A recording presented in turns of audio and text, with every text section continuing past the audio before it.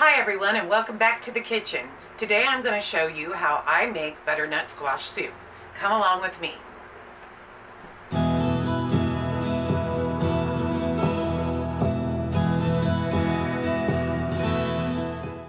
In yesterday's video, I showed you all how I prepared the butternut squash, got them ready and got them roasted, and now we're going to turn them into soup.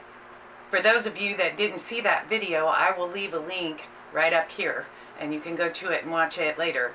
But just to recap what we did, we sliced the butternut squash in half, scooped the seeds out, put a couple of cloves of garlic in each side, and then a half a teaspoon of butter. Pop them into the oven at 400 degrees for 45 minutes. Now we have roasted garlic and roasted butternut squash. So the first thing that we need to do is scoop all of the pulp out of these shells and get them into this pot. And like I told you yesterday, I love using my spoon for stuff, my scraper spoon for stuff like this. I'm just going to pull it all out of there.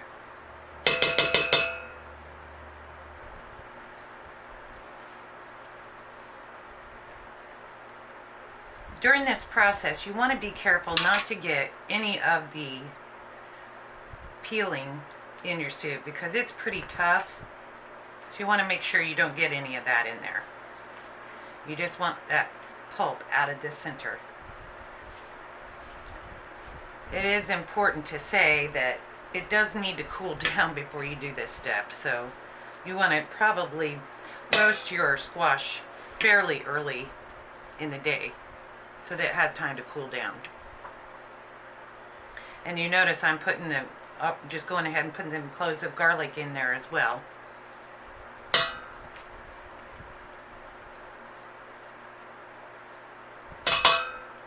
The next thing you're going to need is chicken broth. And I prefer to use my own homemade chicken broth. However, I used what I had up on my chicken noodle supper the other night. So I'm going to make a hearty one just out of bouillon cubes. I like to dissolve my bouillon before I put it in the soup, just to make sure that it gets good and dissolved.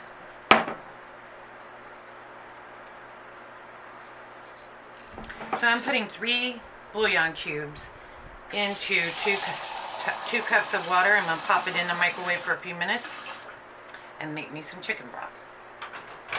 I'm going to add my broth to my butternut squash. And the next thing I'm going to do is add bacon. Yesterday I cooked up some bacon.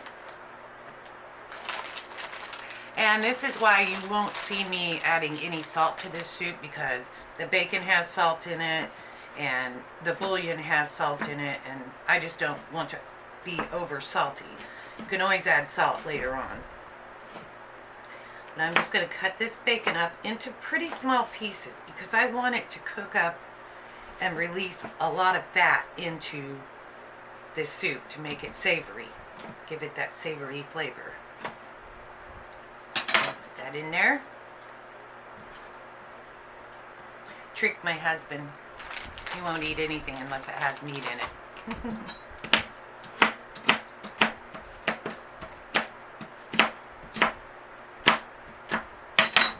That one was a little crispy. That's going to be just fine. It'll cook up really good. Now I'm going to add some of my fresh sage from out in the garden. I'll show you how I cut that up. And gather these leaves up real small. Alright, now I've stacked them all up and I'm just going to roll them.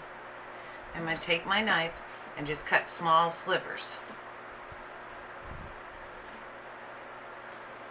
The texture just might mess with your soup because you're going for a creamy soup. So you want to chop that up pretty small.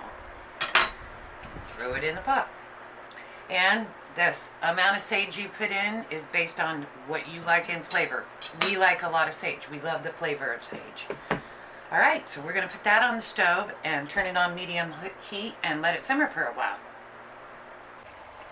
Okay, I've let that simmer for a few minutes and now I'm going to turn it off. I just wanted to reduce some of the chicken stock that I put in there.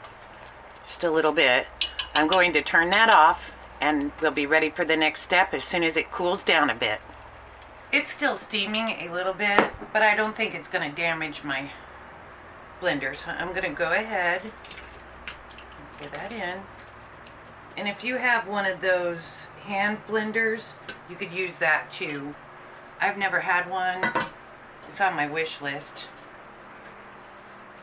Maybe one day I will get one. But I'm going to use this for today, my handy dandy Ninja, which I love too. Set that pan to the side because we're going to need it again in a minute. And then, got a little bit on top there. Let's not get that in my Ninja.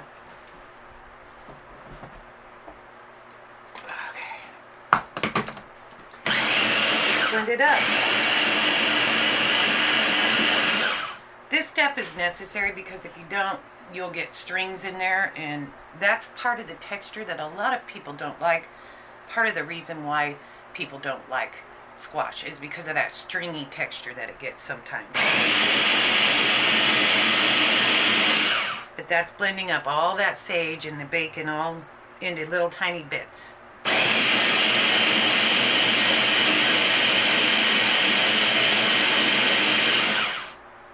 I just want to make sure that it's getting really well blended.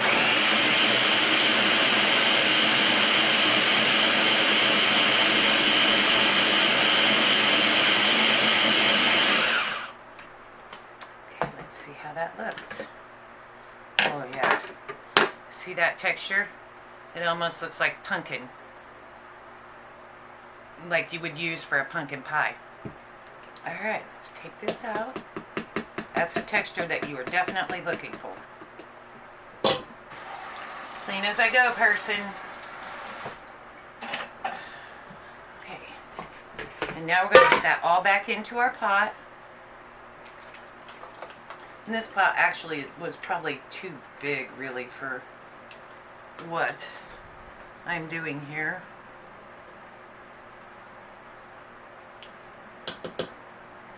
You just want to make sure you don't scorch it when you go to warm it up. Warm it back up again for supper. Okay.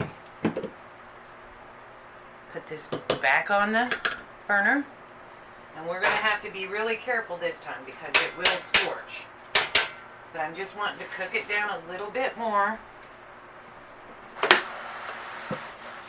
because it will thicken a little more. And before it gets too hot, now is a good time to taste it and see if there's anything you need to add to it.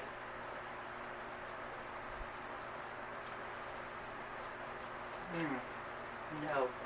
Perfect. Just going to continue to stir that as it reduces a little more.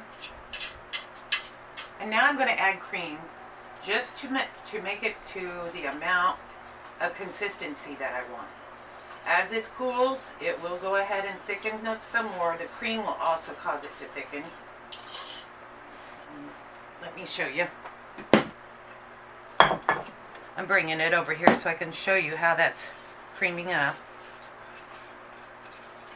And the cream will definitely help it to thicken more.